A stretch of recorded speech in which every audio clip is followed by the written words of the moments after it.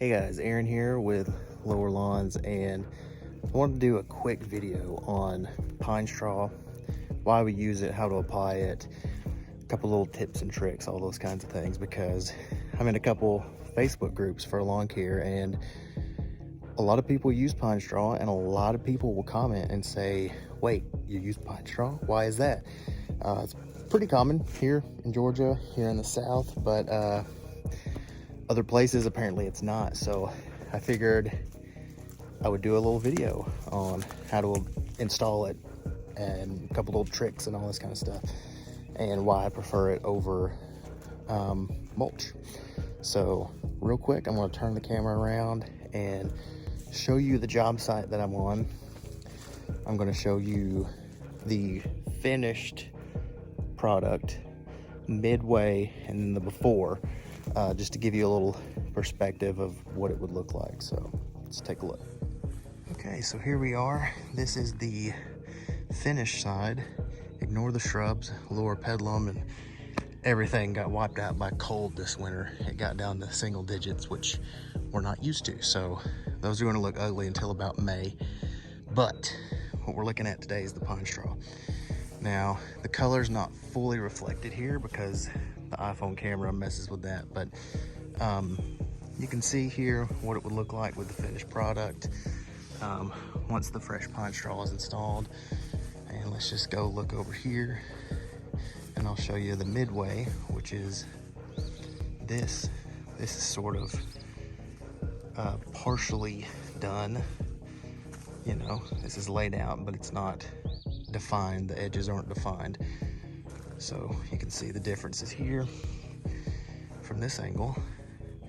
You always want to do just a little bit of overhang, just a little bit on the outside so that you can blow it and tuck it under and make that nice straight edge with your pine straw all the way down, and then follow your concrete and all that stuff.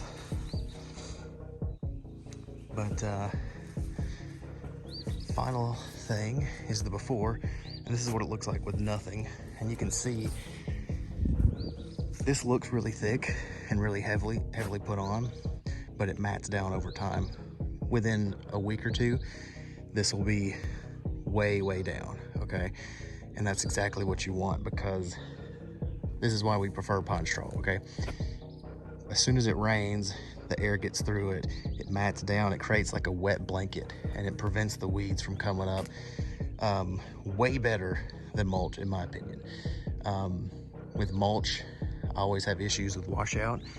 We've gotten tons of rain lately, so every single time it rains, you get tons of mulch washing out. It gets everywhere. Then you got a partially mulched landscape bed for weeds to come up through. And if it ever doesn't wash out, then mulch holds so much moisture, and it's just essentially broken down organic material. So the mulch itself is actually just going to get fungus, because it's tree bark, you know, and you see trees all the time and they've got the little fungus and the lichen and all the stuff on that. So it's no different when you mulch it up, you chop it up and throw it in your flower bed. Once the mulch gets soaking wet, it will get fungus or wash out in the rain. Pine straw, I've almost never had it wash out. Maybe one time in the last 7 years I've had it wash out, but for the most part it stays. The big issue I have with pine straw is if you get little slivers of pine straw like this here, and you get a really strong wind, that little corner may like blow out a little bit. You can just scoot it right back into place. So but I never have issues with fungus in my pine straw, because it's just the pine needles from the tree, and it's acidic, so it doesn't collect the same way that mulch does. So it's better for weeds. You get less washout and you get less fungus than you do with mulch. So that's why we prefer it. Also, it holds its color so much longer than mulch. The mulch that we're able to get here is extremely low quality, and it will lose its color in about a month, maybe 2 if you're lucky. But pine straw, we keep really good color for about 6 months, 4 to 6 months. It really depends on just how hot it gets, because heat is really what ends up bleaching the color out of it over time, which is when you get to this grayish looking, you know. Let me just see if I can get this other one in the background here, because you can see the color difference here with this grayish stuff in the front, and then we got some nice color in the back. It's kind of hard to see with the focusing, but you get the point. So let's see. Part of the preparation that I'll do is on my concrete edges, I'll push the old stuff back. The reason I do that is because when I go to tuck this, if there's stuff on the concrete, the old stuff is matted down, remember, because it rains and it turns into like a wet blanket. It's matted down, and so if I go to blow the new stuff, the loose stuff, it'll actually just tuck right underneath the old stuff and make a really weird look. I should have done an example for that, but I didn't, so sorry. But anyway, part of the prep is I blow the old stuff away from the concrete. I don't worry so much about the grass edges, but on the concrete, I blow that away so that we just have a nice finished edge of pine straw. The way that I install it, all right, so this is a bale of pine straw, and it's in the twine already. So I want to show you from the beginning the way to pull this out. Take one of the twines. Okay, always wear gloves. I always wear gloves because the pine needles will make you itchy and irritate your skin, especially if you're doing, you know, as much as we're doing here today. But anyway, get your gloves on, go to the twine, hold it, and then just give it a shake. Okay, I'm gonna set the camera down so that you can actually see. All right, so once you have your gloves on, you just take one of the strings and give it a pull or a shake, and it comes undone.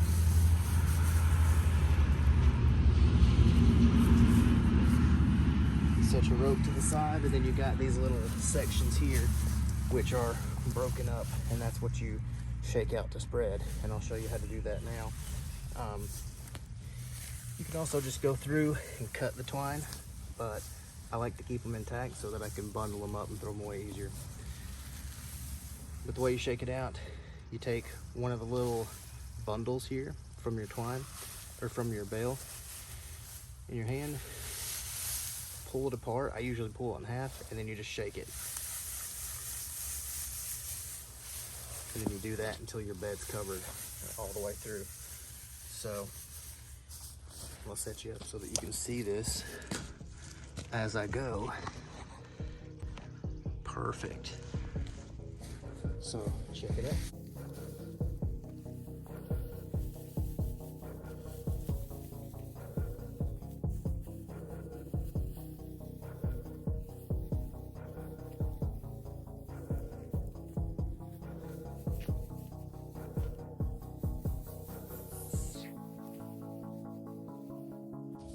Get to a certain point, throw your extra bales closer to where you're working so you don't have to walk back and forth over and over and over.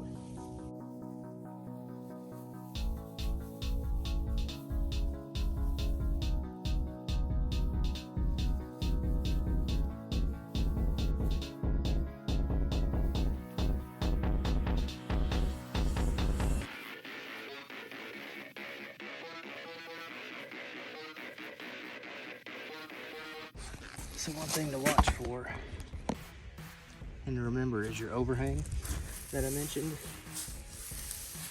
And you just want a little bit over the edge so that you can tuck it later.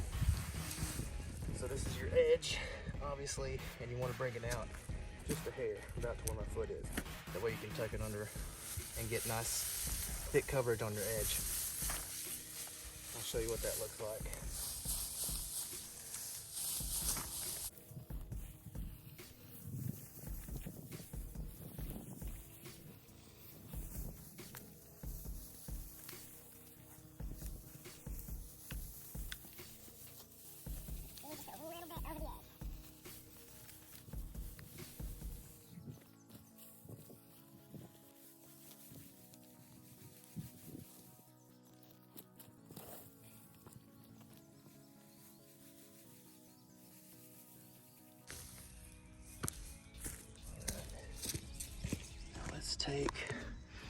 take a look here at our edge and just how much overhang we have. Just a little bit, okay? And now I'm gonna finish this off camera, and we're gonna show you how to go from this messy look to the cleaner finished product. Just a second. Okay, so your pine straw is out. You are halfway there. You are almost done. So what is the trick to go from this messy sidewalk to the nice, clean, tidy one? Well, you probably already saw it.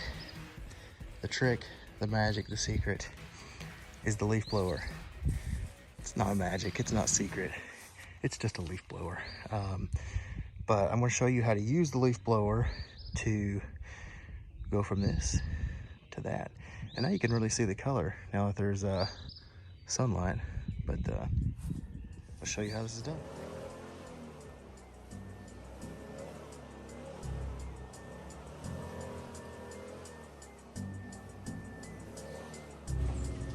This is what it looks like when you leave pine straw by your concrete edges.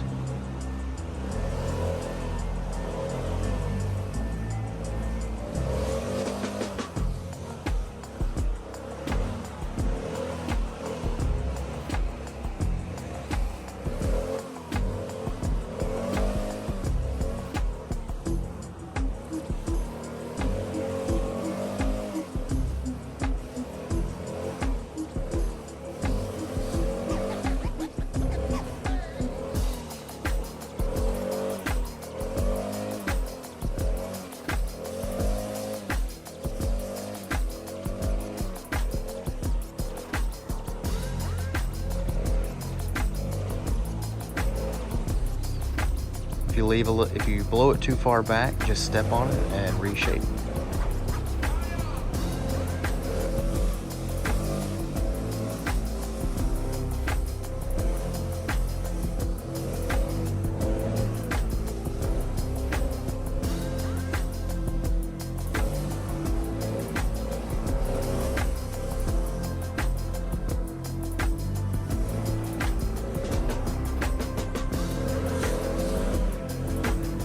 So the throttle speed on your blower is going to vary.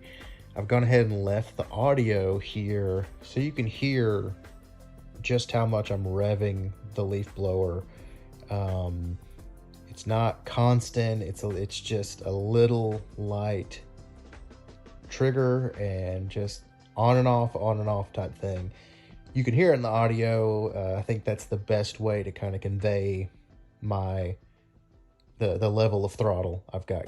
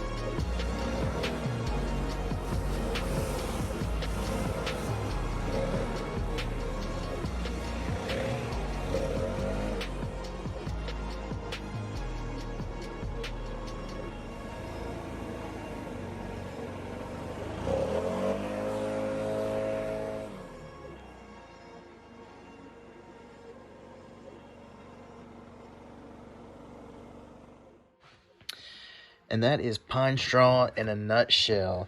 If you have any questions, comments, or concerns, please leave them in the comments.